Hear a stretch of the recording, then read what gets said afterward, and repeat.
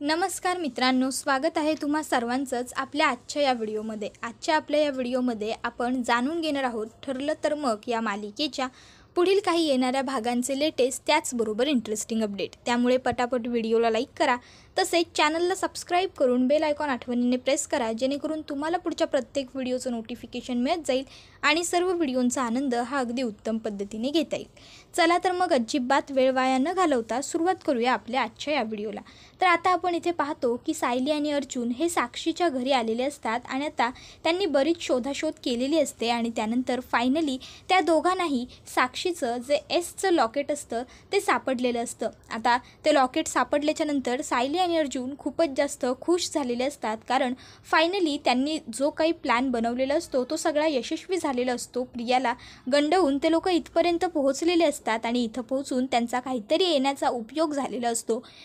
आता सायली म्हणत असते की बरं झालं यावेळेस तरी आपल्याला पेंडल भेटलं। मला वाटलं होतं गेल्या वेळेस मी येऊन गेले आणि मला काहीच करता नाही आलं, तर यावेळेससुद्धा आपली फेरी पाण्यात जाते की काय। आता लवकरात लवकर कोर्टात हे आपण सिद्ध करू शकू की हे पेंडल साक्षीचं आहे आणि हे त्याच दिवशी आश्रमात पडलं होतं। त्यावर अर्जुन म्हणत असतो ते तर होईलच आणि आपली 2 वर्षाची मेहनत आता पूर्णपणे यशस्वी होईल आणि मधुभाऊ या सगळ्यातून व्यवस्थित बाहेर पडू शकतील। त्यावर सायली म्हणत असते पण कोणाला कळलं तर आपण इथे येऊन गेल्याचं। त्याबरोबर अर्जुन म्हणतो कोणालाच नाही कळणार, कारण आपण ज्या वस्तू जशा होत्या त्या तशाच ठेवल्यात आणि इथून आपण दुसरं काही घेऊन नाही गेलेलो, आपण फक्त फोटो प्रूफ म्हणून घेतलेले आहेत। त्याचबरोबर आता अर्जुन हा त्याचा मोबाईल बघतो। आता मोबाईल अर्जुन बघतो त्याबरोबर अर्जुनच्या लक्षात येतं की चैतन्याने खूप सारे फोन आणि मेसेजेससुद्धा केलेले होते। अर्जुन मिस्ड कॉल बघतो आणि लगेचच चैतन्याला कॉल करायला लागतो। तर आता अर्जुन विचार करतो फोन करण्यात वेळ वाया जाईल, मेसेज काय केलेत पहिले ते चेक करावं। अर्जुन आता पहिलं मेसेज चेक करतो, तर आता मेसेजवरती लिहिलेलं असतं अर्जुन सायली वहिनी लवकरात लवकर तिकडनं निघा, कारण साक्षी आणि महिपत मगापासून इथे आसपास कुठेच दिसत नाही आहेत, म्हणूनच तुम्हाला कॉल करतोय पण तुम्ही कॉलसुद्धा उचलत नाही आहात। कुठल्याही क्षणी ते दोघंही घरी पोहोचतील आणि खूप मोठा गोंधळ होऊन जाईल, तुम्ही निघा। त्याबरोबर आता हे वाचून अर्जुनला खूप जास्त टेन्शन येतं। अर्जुन सायलीला म्हणतो बायको ताबडतोब निघायला हवं, चल लवकर। त्याबरोबर आता ते दोघंजणं निघत असतात। इतक्यात अर्जुनच्या लक्षात एक आयडिया येते। अर्जुन सायलीला म्हणतो 1 मिनिट थांब। सायली म्हणते आता काय? त्यावर अर्जुन म्हणतो थांब आणि मग तो महिपतच्या खोलीत येतो। सायली अर्जुनच्या मागे मागे महिपतच्या खोलीत येते। तिथे जे काही वेपन्स असतात, चाकू, तलवार, त्याचबरोबर बंदुका वगैरे एक्सेट्रा, त्या सगळ्या वेपन्सचा अर्जुन फोटो काढून घेतो। त्याबरोबर सायली म्हणते हे सगळं कशासाठी? त्यावर अर्जुन म्हणतो हे आपल्याला दाखवायला होईल कोर्टात। आणि मग आता सायली विचारते पण हे कोर्टात दाखवून काय करता येईल? आता ते दोघं रस्त्यात बोलत असतात। अर्जुन म्हणतो तू घरी चल, मी तुला सगळं व्यवस्थित समजावून सांगतो। आता दोघंही घरी आलेले असतात। अर्जुनने चैतन्याला पहिलं सांगितलेलं असतं की कोर्टाची 2 ते 3 दिवसानंतरची तारीख घे, संशय यायला नको कोणालाच आपल्यावरती की बरोबर एक्सपोच्या नंतरच आपण तारीख का घेतली। त्यावर लगेचच चैतन्य म्हणतो जसं सांगशील तसं। आणि मग अर्जुनने सांगितल्याप्रमाणे आता चैतन्याने कोर्टाची तारीख घेतलेली असते। आता सायली, अर्जुन त्याचबरोबर रविराज काकासुद्धा कोर्टात आलेले असतात, कारण रविराज काकांनी अर्जुनला सांगितलेलं असतं की तुला जी मदत लागेल ती मी करेन। तर आता इकडे प्रिया त्याचबरोबर साक्षी, दामिनी हे सगळेसुद्धा कोर्टामध्ये पोहोचलेले असतात। आता कोर्टाच्या तारखेला सुरुवात झालेली असते आणि पहिलं ओपनिंग स्टेटमेंट दामिनी देशमुखला द्यायला सांगितलेलं असतं। दामिनी म्हणत असते की गेली 2 वर्ष आपली या केसवरती वाया चाललेली आहेत आणि ही खूप चुकीची गोष्ट आहे। केस खूप साधी आणि सोपी आहे। मधुकर पाटील यांनी एका सर्वसामान्य व्यक्तीचा, विलासचा पैशांसाठी खून केलेला आहे आणि त्यांना त्याची शिक्षा मिळायलाच हवी। त्याबरोबर आता अर्जुनचं ओपनिंग स्टेटमेंट मागितल्यावर अर्जुन सांगत असतो की पहिली गोष्ट, माझे अशील मधुकर पाटील यांच्यावरचा कोणताही आरोप सिद्ध झालेला नाही आहे, त्यामुळे ॲडव्होकेट दामिनी देशमुख त्यांना खुनी किंवा गुन्हेगार म्हणू शकत नाही। आणि सगळ्यात महत्त्वाची आणि दुसरी गोष्ट, यांचे अशील म्हणजेच साक्षी शिखरे यांनी हा खून केलेला आहे। त्याबरोबर आता दामिनी चिडते। दामिनी म्हणत असते पुराव्यांशिवाय कोर्टात बोलणं हा खूप मोठा मूर्खपणा आहे असं मला तरी वाटतं। त्याबरोबर अर्जुन म्हणत असतो एक्झॅक्टली, मला सुद्धा तेच म्हणायचं आहे। पुराव्यांशिवाय कोर्टात कोणतीही गोष्ट मांडणं हा मूर्खपणा आहेच आणि तो आता सध्या तुम्हीच करत होतात। त्याबरोबर आता या दोघांमध्ये कॉन्ट्रोवर्सी व्हायला लागते। त्याबरोबर आता जज त्यांना सांगतात की तुम्ही मुद्द्यावरती या आणि पुरावे कोर्टात सादर करा। त्याबरोबर अर्जुन म्हणतो मला कोर्टात पुरावे सादर करायचेच आहेत. आणि मग आता अर्जुन हा कोर्टात एका लायसन्सचा फोटो देतो. त्याबरोबर आता हा लायसन्स कसला आहे ते तो एक्सप्लेन करत असतो. तो सांगत असतो की हे त्याच बंदुकीचं लायसन आहे ज्या बंदुकीने विलासवरती गोळी चालवण्यात आली होती. त्याबरोबर दामिनी म्हणते काय? त्यावर अर्जुन सांगत असतो हो, हे त्याच बंदुकीचं लायसन आहे जे सध्या पोलिसांच्या ताब्यात आहे. त्याबरोबर पुढे तो हेही सांगत असतो की हे लायसन मैपेत शिखरे याची मुलगी साक्षी शिखरे जिच्यावरती खुनाचा आरोप आहे तिच्याच नावावरती रजिस्टर आहे. आता केस आणखीन जास्त कॉम्प्लिकेटेड होत चाललेली असते आणि सायलीला टेन्शनही येत चाललेलं असतं. सायलीला वाटत असतं की आज जे काही होईल ते सगळं व्यवस्थित होऊ दे, फायनली केसचा निकाल लागू दे आणि माझे मधुभाऊ कायमचे या सगळ्यातून निर्दोष सुटू दे. देवा, आजपर्यंत माझ्या मधुभाऊंनी कधीच कोणावरती अन्याय केलेला नाही किंवा कधीच ते कोणाबरोबरही वाईट वागलेले नाही आहेत. मग त्यांच्याच बाबतीत हे एवढं सगळं वाईट का घडतंय? बरं, घडतंय तर घडतंय. आता त्यांना न्याय मिळायची वेळ आली आहे तर ही दामिनी आणखीन काहीतरी विषयाला फाटे फोडते. आता सगळं व्यवस्थित होऊन आमच्या हातात येऊ दे आणि मधुभाऊ या सगळ्यातून निर्दोष सुटू दे. तर आता अर्जुन हा कोर्टात ते दाखवतो आणि त्याचबरोबर पुढे तो आणखीन काही फोटोज कोर्टामध्ये दाखवतो. आता त्याच्यामध्ये भरपूर सगळे वेपन्स वगैरे असतात. त्याबरोबर दामिनी म्हणते हे सगळं दाखवून तुम्हाला नेमकं कोर्टात काय सिद्ध करायचं आहे ॲडव्होकेट अर्जुन? त्याबरोबर अर्जुन पुढे सांगत असतो की मला सिद्ध हेच करायचं आहे की तुमचा जो अशील आहे, ज्याला तुम्ही साधा सोपा आहे असं कोर्टामध्ये दाखवता, तो अजिबातच साधा सोपा व्यक्ती नाही आहे. तर हे सगळे वेपन्स मला त्याच्याच घरात सापडलेत, त्याच्या घरातलेच हे फोटो आहेत. आणि जर याची कोर्टाला खात्री करून घ्यायची असेल तर कोर्टाने पोलिसांना पाठवून तिथे शोधाशोध केली तरी काहीच हरकत नाही आहे. आता मला साक्षी शिखरे हिला काही प्रश्न विचारायचे आहेत. त्याबरोबर कोर्टाने अर्जुनला परवानगी दिलेली असते. अर्जुन साक्षीला बोलवतो आणि तिला विचारत असतो की तुम्हाला बंदूक ठेवावी लागेल याची तुम्हाला काय गरज वाटते? तुमच्याकडे बंदूक काय करते? त्याबरोबर आता साक्षी सांगत असते की मी एका खूप मोठ्या प्रतिष्ठित बिझनेसमनची मुलगी आहे. मला स्वतःच्या सेफ्टीसाठी बंदूक बाळगावी असं वाटलं आणि म्हणून मी बंदूक ठेवून घेतली आणि त्यासाठी मी लायसन्ससुद्धा बनवून घेतलेला आहे. त्यामुळे याच्यामध्ये इनलिगल असं काहीच नाही आहे. त्याबरोबर अर्जुन तिला सांगतो तुम्हाला जेवढे प्रश्न मी विचारेन तुम्ही तेवढ्याचीच उत्तरं द्या. त्याबरोबर पुढे तो तिला विचारतो पण लायसन आणि बंदूक या दोन्ही गोष्टींची गरज असेल असं तुम्ही एवढं काय करता? बिझनेसमनची मुलगी असणं याचा अर्थ असा होत नाही की कोणीही येईल आणि तुमच्यावरती फक्त हल्लाच करत राहील. त्याबरोबर साक्षी ही त्याला म्हणत असते मला वाटली लायसन्स बाळगण्याची गरज, बंदूक बाळगण्याची गरज, म्हणून मी घेतली बंदूक. आणि तसंही मी काय करायचं हा फक्त माझा पर्सनल प्रश्न आहे. आणि तसंही काही महिन्यांपूर्वी ह्या वर्षभरातच तुमचाच स्वतःचा असिस्टंट चैतन्य गडकरी ह्याने सुद्धा माझ्याबरोबर नाटक केलं. ह्याने मला प्रेमात फसवलं आणि त्याने माझा जीव घेण्याचा प्रयत्न केला, मला जीवे मारण्याचा प्रयत्न केला आणि म्हणून मला त्याच्यानंतरपासून बंदूक स्वतःजवळ ठेवावी फॉरेन सेफ्टी असं वाटायला लागलं आणि म्हणून मी बंदूक ठेवते.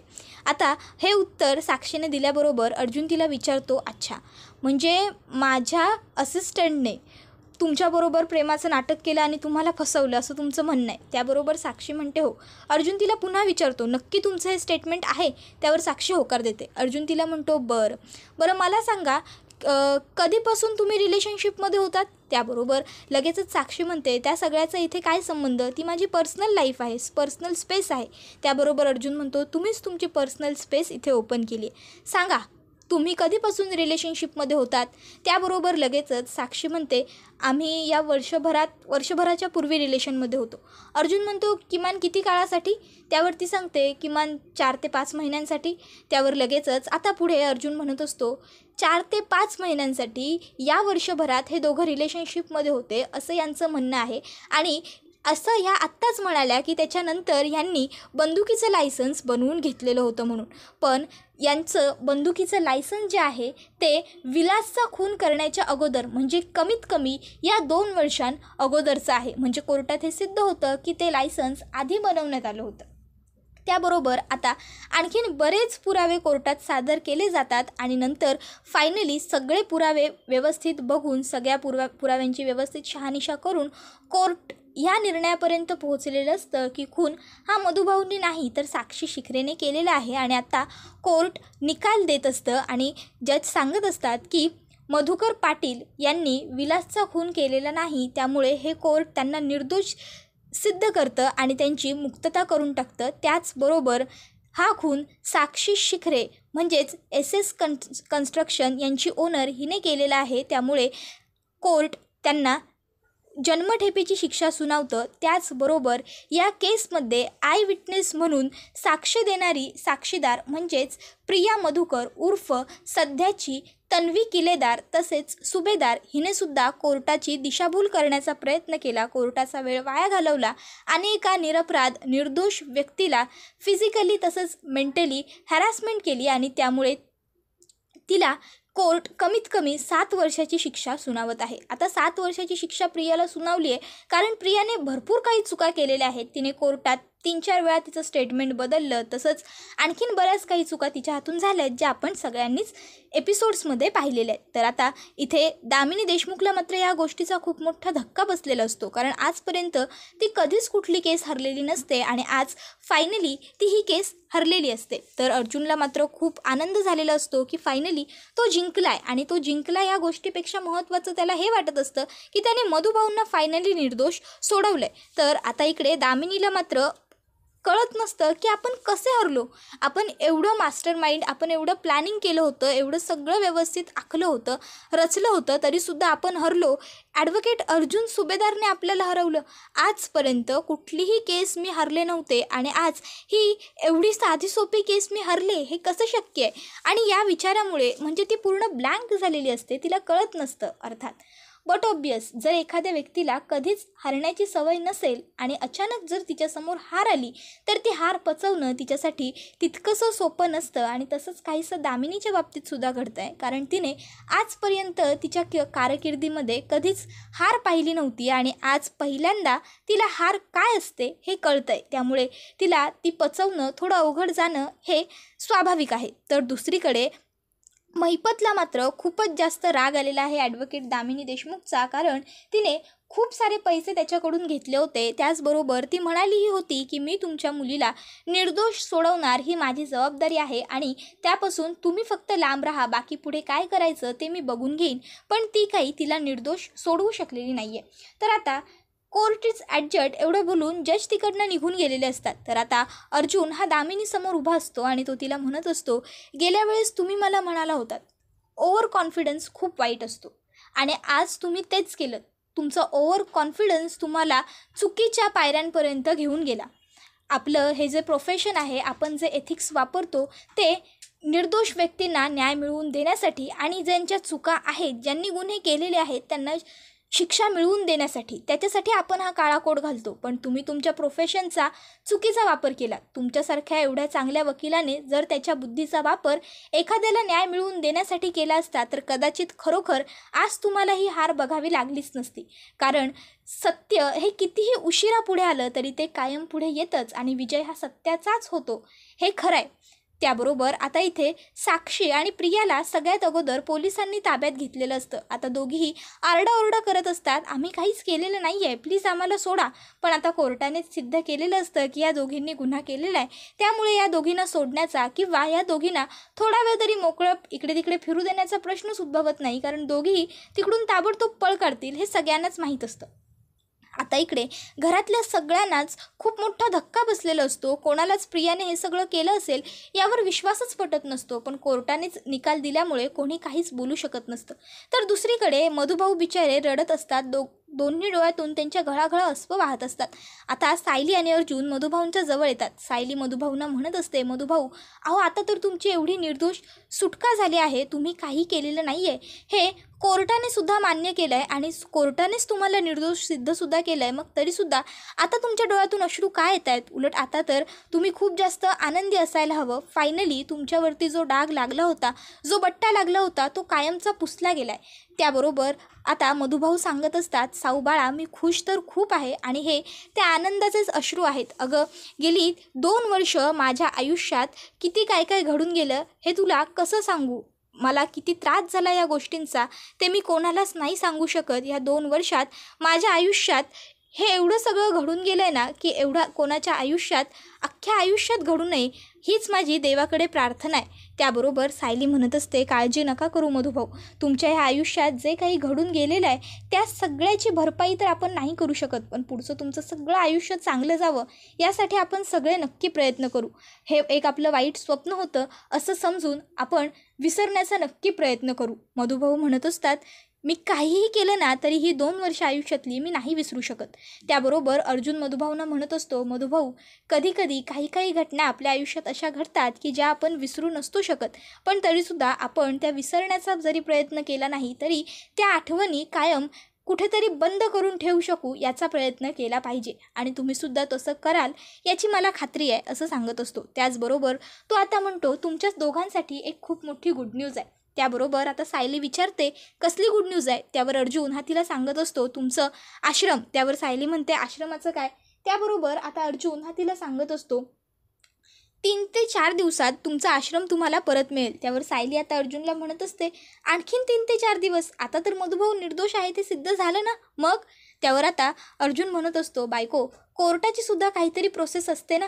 आता मधुभाऊ निर्दोष सुटले त्याच्यानंतर जे आश्रम सील केलं आहे ते पहिलं पोलीस तिथलं सगळं काही जे सील केलेलं सामान आहे ते सगळं व्यवस्थित सील काढून टाकतील. त्याच्यानंतर तिथे जे काही चेकिंग वगैरे अजून करायचे असेल तर ते करतील आणि मग आश्रम आपल्या ताब्यात देतील. त्याच्यासाठी अजून 3-4 दिवस तर जातीलच ना.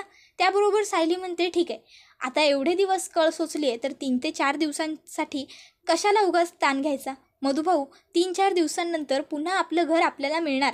मधुभाऊसुद्धा खूप खुश असतात. अर्जुन म्हणतो, बरं ठीक आहे, आता आपण निघूया का. आता सगळं इथंच थोडी उभं राहून बोलायचं आहे. त्यावर सायली म्हणते, निघूया.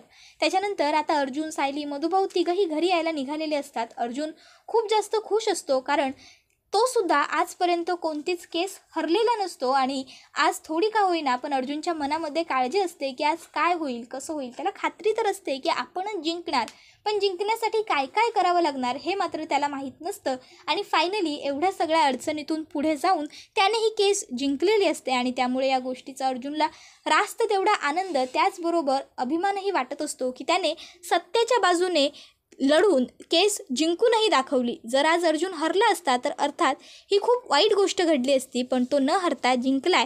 त्याने एका निरपराध निर्दोष व्यक्तीला न्यायसुद्धा मिळवून दिलाय आणि कधीही केस न हरण्याचं त्याचं जे रेकॉर्ड आहे ते सुद्धा कायम ठेवलं आहे. त्याबरोबर हा व्हिडिओ इथेच संपतो. मित्रांनो, व्हिडिओला लाईक आठवणीने करा. त्याचबरोबर चॅनलला सबस्क्राईब करून बेल आयकॉन प्रेस करा, जेणेकरून तुम्हाला पुढच्या प्रत्येक व्हिडिओचं नोटिफिकेशन मिळत जाईल. सर्व व्हिडिओंचा आनंद हा अगदी उत्तम पद्धतीने घेता येईल. आजचा व्हिडिओ इथेच संपतो. अजिबात वेळ वाया न घालवता आजच्या पुरतं इथंच थांबूया. पुढचा व्हिडिओ येईपर्यंत या व्हिडिओचा छान पद्धतीने आनंद घेत राहा. टाटा, बाय बाय, धन्यवाद. Take care all of you.